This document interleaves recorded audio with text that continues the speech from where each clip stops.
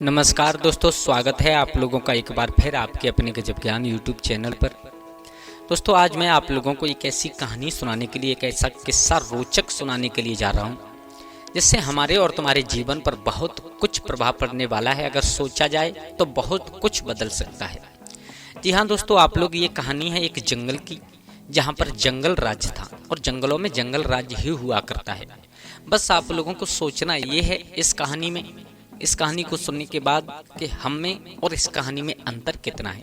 अगर मेरी पूछी जाए तो मैंने तो ये पक्का आपको निर्णय दिया है कि इस कहानी में और हम में बिल्कुल भी अंतर नहीं है। ये कहानी है कि हम लोगों को अधिकार तो दे दिए गए हैं, लेकिन शक्ति छीन ली गई है। अधिकार तो दे दिए हैं, लेकिन उन्हें मांगने की शक्ति नहीं है हमारे पास। तो बस आपसे निवेदन है, इस कहानी को, इस किस्से को पूरा जरूर सुनिएगा। आपका जीवन न बदल जाए तो कह देना, हाँ मेरी कहानी अच्छी या बुरी हो सकती है, लेकिन उबाऊ नहीं हो सकती कभी भी। दोस्तों, आ जाइए, गौर करते हैं इस कहानी की तरफ। ये कहानी एक जंगल की है दोस्तों। वहाँ पर रहने वाले, आपको मोटा मोटी बता दूं कि दो तरह के प्राणी रहा करते थे, एक शाकाहारी और एक मांसाहारी। शाकाहारी हमेशा घास खाया करते थे और जो मांसाहारी जीव थे वो उन शाकाहारी जीवों को खा जाया करते थे। शाकाहारी संख्या में बहुत अधिक थे और मांसाहारी बहुत कम थे, परंतु बहुत संख्यक शाकाहारियों पर मुट्ठी भर मांसाहारियों का राज्य था। जंगल की सत्ता की पूरी बागडोर मांसाहारी जानवरों के हाथ में थी। कहने को तो जंगल में प्रजातंत्र लागू था।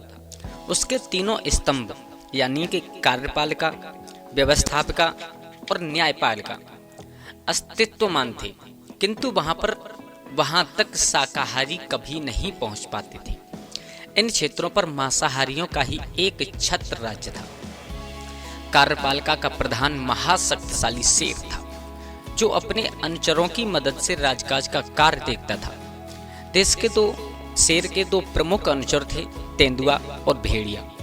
तेंदुआ बेहद शातिर होता है, जो कि उच्च प्रशासकीय कसौटी मानी जाती है, इसलिए शेर ने उसे अपनी प्रशासकीय शक्तियां हस्तांतरित की थी। तेंदुआ अपनी अधीन कार्यरत अन्य छोटे छोटे बिड़ालों यानी जंगली बिल्लियों की मदद से प्रशासनिक कार्य देखता रहता था। भेड़िए की उग्रता और स्वामी भक्त को ध्यान में रखते हुए शेर ने कानून व्यवस्था बनाए रखने के लिए जिम्मेदारी उसे सौंपी थी। भेड़िए ने इस कार्य हेतु जंगल के तमाम कुत्तों को प्रशिक्षित करके छोटी छोटी टुकड़ियों बना करके उन्हें जंगल के विभिन्न हिस्सों में पद स्थापित कर रखा था। गीदड़ों की व्यवस्थापिका थी। यूं तो उनकी कार्य सिद्धता शून्य थी बिल्कुल, पर व्यवस्था में उनको विशेष महत्व था। अपने अपने राग और अलग अलग आवाज में एक साथ चिल्लाने की क्षमता के कारण उन्हें विशेष रूप से जाना जाता था। उनके शोर को शेर और उसके अनुचर बिल्कुल पसंद नहीं किया करते थे और बड़ा सिर दर्द माना करते थे। जहां तक हो सके उनके शोर को टालने की कोशिश की जाती थी और इसी कारण उनकी जंगल में अहमियत बनी हुई थी। इसी से गीदड़ अपनी समीचीनता की भी सिद्ध किया करते थे। अब प्रजातंत्र का तीसरा स्तंभ था न्यायपालिका, जो भालुओं की जिम्मे में थी। इसका सर्वोपरि एक विशाल काला भालू था, जिसकी नियुक्ति शेर ने ही की थी। देखने में वो शेर जैसा ही शक्तिशाली और स्वतंत्र मालूम होता था, बशर्ते कि उसकी कलई न खुल जाए और पंजे में छुपे भेदने में अक्षम बहुतरे नग सार्वजनिक न हो जाए। जंगल में मांसाहारियों को सारी सुविधाएं प्राप्त थी। वे स्वच्छंद विचरते थे, उन्हें किसी का भय नहीं होता था। उन्हें सत्ता के सारे अधिकार प्राप्त थे और अधिकारों को अपने मनोकूल प्रयोग करने की पूरी छूट भी थी। अधिकारों का प्रयोग अपने लाभ शाकाहारियों की प्रताड़नार्थ करना उन्होंने बखूबी सीख लिया था और आजमाते भी रहते थे। मांसाहारी जीवन का हर सुख ले रहे थे, वहीं पर शाकाहारी खस्ता हाल थे। उनका जीवन बड़ा दयनीय था। वे सूखी घास खाकर के गुजारा करते, जिस पर हमेशा जान के लाले पड़ा रहते थे। उसके ऊपर भी उनके पास ऐसा कुछ न था जिसकी गारंटी मिली हो। प्राण भी नहीं थे, कब छिन जाएं पता नहीं। वह उनकी मनोवृत्ति बन गई थी। हमेशा डरे सहमे रहते। भागना आत्मरक्षा का एकमात्र साधन रह गया था। वो भी उन्हीं के काम आता था जो पहले से बच जाते थे, यानी जो हमले से बच जाते थे, उन्हीं के काम आ पाता था वो। अब दोस्तों, जो मांसाहारियों की नज़र पर चढ़ जाता वो कभी भी नहीं बचता था। फिर वो भागकर कहीं छिप भी जाते तो ढूंढ करके उन्हें खा लिया जाता था। अगर कोई विरोध में खड़ा हुआ तो उसे तत्काल विलोपित कर दिया जाता। उस बेचारे का तो अंजर पंजर भी मिलना बड़ा मुश्किल था। अस्तु मूक दुर्दशा शाकाहारियों की आदत में शामिल हो चुकी थी और सबसे विशिष्ट गुण में शुमार होती थी। शाकाहारियों के पास अपने बचाव के लिए कुछ भी नहीं था। वे सारे अधिकारों से वंचित रखे गए थे। न आत्मरक्षा कर सकते थे, न स्वेच्छा से विचर सकते थे, न समानता प्राप्त थी, न निजता थी उनके पास। न्याय पाना तो दूर, अपना मत भी प्रकट करने का साहस नहीं कर पाते थे। अपना अस्तित्व काम रखने के लिए हर एक दिन मौत के मुंह से छीनना पड़ता था अपनी जिंदगी को।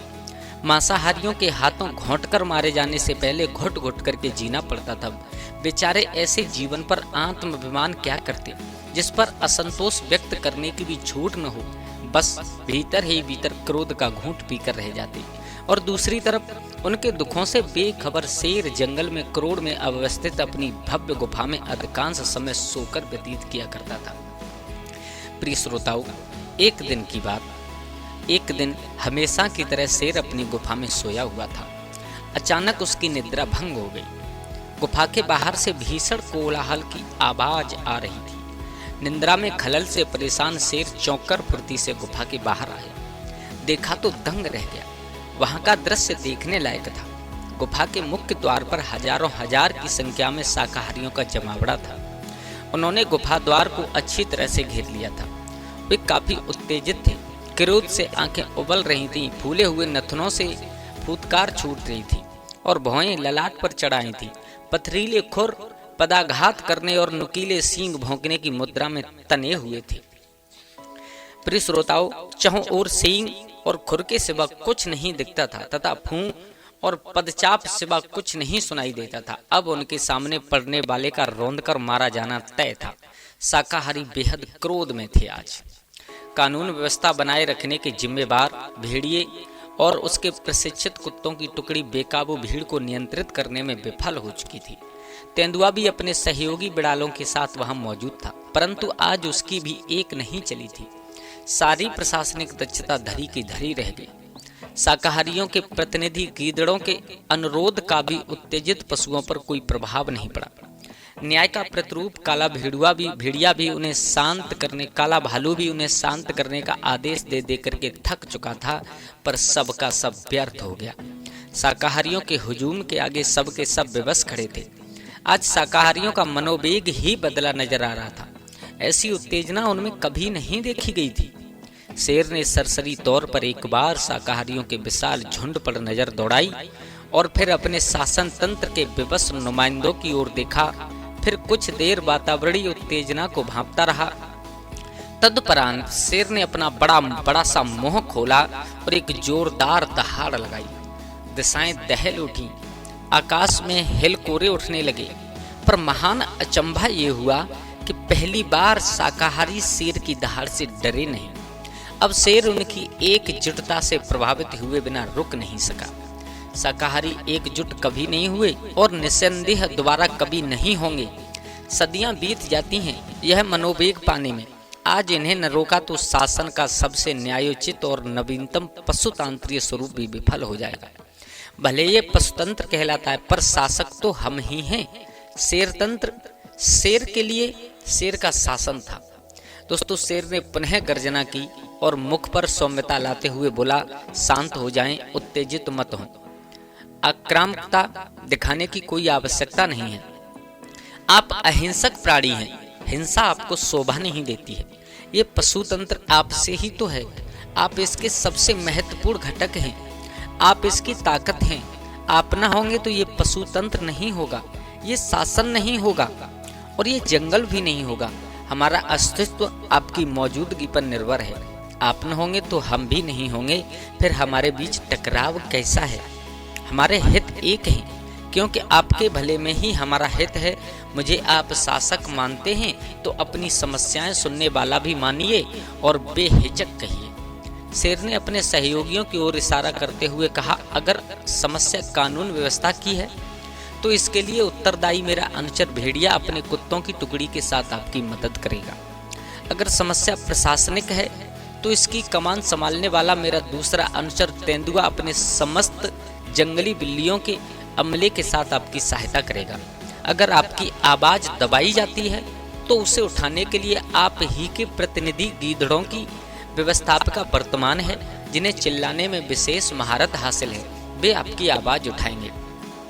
यदि फिर भी आपको लगता है कि अन्याय आपके साथ हो रहा है, तो न्याय की साक्षात मूर्ति काले भालू के पास जा सकते हैं, जो मेरे ही जितना शक्तिशाली और निर्णय लेने में मेरे जैसा ही स्वतंत्र है। शाकाहारियों पर शेर के आग्रह का कोई खास असर नहीं हुआ। शायद वे इस तरह की बातों के सच से ऊब चुके थे। आत्मविश्वास पर लवरेज शाकाहारी पुरजोर आवाज में बोले, हमें किसी पर विश्वास नहीं। जिस भेड़ियों को हमारी सुरक्षा के लिए रखा गया है, सबसे ज्यादा डर हमें उसी से लगता है।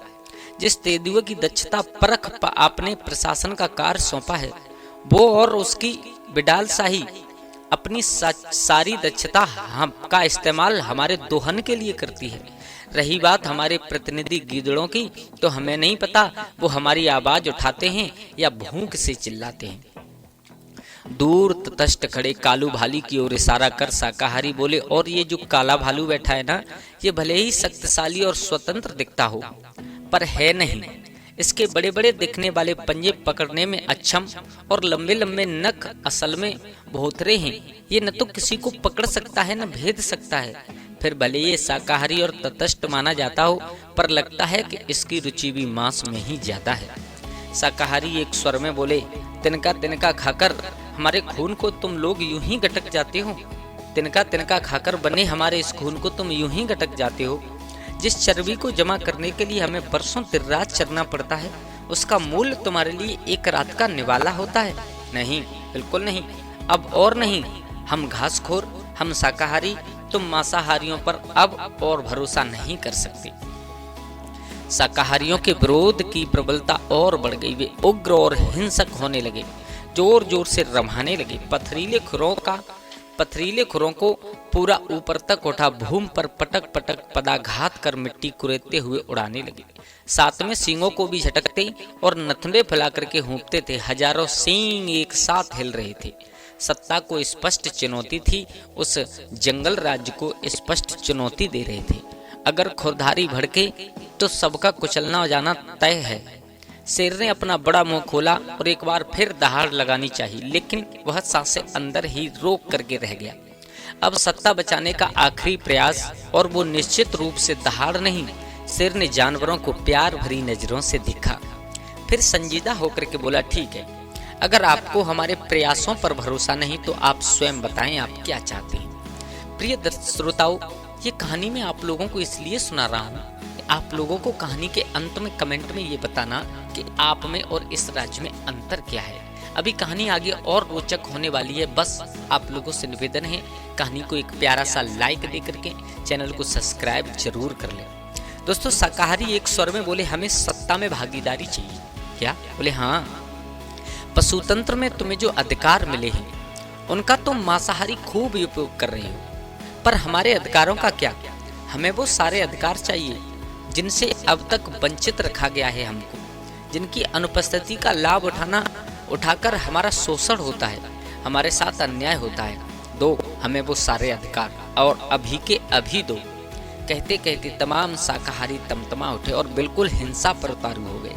वे सींग घास की जड़ों में घुसेड़कर हूंटने लगे, साथ ही नाक फुलाकर जोर जोर से हूंफने लगे। उनकी मनसा और सामने आने वाले का हस्न इस अनुक्रिया के सहज अभिव्यक्त हो रहा था। मालूम होता था आज मरने मारने को दृढ़ संकल्पित होकर के आए हैं। शेर पुनः उन्मुक्त हुआ। ठीक है, बोलिए, आपको कौन से अधिकार चाहिए? आपको दिए जाएंगे। शाकाहारी एक स्वर में बोले, हमें स्वेच्छाचारित का अधिकार चाहिए। शेर ने अपना हाथ लहराया और बोला, ठीक है, दिया जाएगा। फिर शाकाहारी जानवरों ने कहा, हमें समानता का अधिकार मिलना चाहिए। शेर ने कहा, समझो आपको मिल गया। शाकाहारी जानवर बोले, हमें आत्माभिमान का अधिकार दो। शेर कहने लगा, दिया। हमें आत्मरक्षा का अधिकार दो। शेर कहने लगा, आपका रहेगा अधिकार, आपको दिया। शेर अपने अगले पहुए दिखाकर आश्वस्त करता जा रहा था। भेड़िया और तेंदुआ जबरदस्त नाराज हो रहे थे, पर शेर के भय से व्यक्त नहीं कर पा रहे थे। हमें गीदड़ों से प्रश्न करने का अधिकार दो। होगा? शेर ने आश्वासन देते हुए गीदड़ फुसफुसाने लगे और शेर ने गीदड़ों को शांत रहने का इशारा दिया। हमें भालू से न्याय पाने का अधिकार दो। वो भी दिया। अब भालू बिदक गया। शेर ने उसे भी शांत रहने का इशारा दिया और हमें जीने का अधिकार दो। अंत में पशुओं ने अपनी अंतिम मांग रख दी। भेड़िया, तेंदुआ, गीदड़ और भालू सकमे में यानी सदमे में आ गई। सभी की सांसें थम गईं, दम फूलने लगा, किंतु शेर उनकी दुविधा भरी मनोदशा से इतर निश्चिंत बैठा। शाकाहारियों ने जो अधिकार मांगे प्रदान करता चला गया, देता चला गया। ठीक है, यह अधिकार भी दिया। शेर ने बरहदस्त की मुद्रा में पंजे हिलाते हुए आश्वासन दिया। एक साथ इतने सारे अधिकार पाकर शाकाहारी भूले नहीं समा रहे थे। ऊपर से जीने का अधिकार मिल जाने से खुशी चौगनी हो गई, क्रोध शांत हो गया, असंतुष्टि खत्म हो जाने से उत्तेजना भी जाती रही। सींगों का अनुस्थापन सामने से वापस पीठ की तरफ हो गया। फूले नथुने चिपक गए और हूंफ फिर से सामान्य सांस में तब्दील हो गई। वे जीत की खुशी लिए अपने अपने ठौर की ओर लौट गए। शेर भी वापस अपनी गुफा में जाने लगा। तभी भेड़िया, तेंदुआ, गीदड़ और भालू दौड़ते हुए शेर के पास पहुंचे। वे उसे घेर करके खड़े हो गए और बोले, महामहिम, हे महाराज, ये आपने क्या किया? शाकाहारियों को इतने सारे अधिकार दे दिए और तो और उन्हें जीने का अधिकार भी दे डाला। अब हम किसे मारेंगे, क्या खाएंगे और आप तक क्या पहुंचाएंगे? शेर अपना बड़ा सा मुंह खोलकर गुर्राते हुए बोला, क्या बकते हो मूर्खो? लगता है तुम शक्ति और अधिकार का फर्क नहीं जानते हो। वे सिर्फ अधिकार लेकर के गए हैं, शक्ति अब भी तुम्हारे पास है। अधिकार तो सिर्फ शक्ति द्वारा दी गई रियासत है। उन्हें स्वेच्छाचारित समानता, आत्मा अभिमान और आत्मरक्षा का अधिकार दिया है, शक्ति नहीं दी है। उन्हें सिर्फ प्रश्न करने का अधिकार दिया है, उत्तर पाने का नहीं। सिर्फ न्याय मांगने का अधिकार दिया है, न्याय पाने का नहीं। उन्हें सिर्फ अधिकार दिए हैं, शक्ति नहीं दी। और यह भी सुन लो, शक्ति मांगी नहीं जाती, शक्ति ग्रहण की जाती है। सिर्फ एक अधिकार है जिसे मांगने से शक्ति मिलती है, और वो उन घासखोरों ने, उस शाकाहारियों ने मांगा ही नहीं। वो क्या होता है महाराज? सभी ने एक साथ पूछ लिया। शेर का क्रोध अब काफूर हो चुका था। वो मुस्कुराया और अपने अधिकारों को पाने का अधिकार बोला है। वो अधिकार होता है अपने अधिकारों को पाने का अधिकार। उसके बिना ये अधिकार मांगे तो जा सकते हैं, मनवा नहीं जा सकते। इसलिए तुम सब अपना काम यथावत जारी रखो। ये घासखोर शाकाहारी तुम्हारा कुछ नहीं बिगाड़ सकते। जैसा पहले था वैसा ही अब रहेगा। अपना काम आप चालू रखिएगा। दोस्तों, ये कहकर जमाई लेते हुए पूंछ उठाकर और जोर का झटका मारा। फिर शेर अपनी गर्मा की प्रभाव बिखेरता हुआ गर्वीली चाल से धीरे धीरे पग बढ़ाता पुनः गुफा की ओर सोने के लिए चला गया। दोस्तों, वो तेंदुआ, गीदड़, भालू और सियार सब लोग अपने अपने काम पर चले गए। तो दोस्तों, आप ही लोग बताएं कि उन जंगल के शाकाहारी जीवों ने शेर से अपने सारे अधिकार मांग लिए, लेकिन आप ये बात और सोचना कि क्या उनको कोई अधिकार मिला?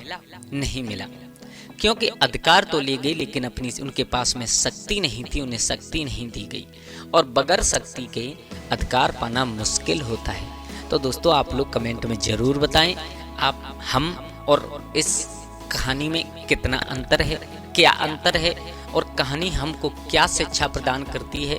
हो सकता है कहानी आप लोगों को अच्छी लगी हो। अगर अच्छी लगी हो तो दोस्तों ज़्यादा से ज़्यादा शेयर करें और चैनल को सब्सक्राइब करें। धन्यवाद।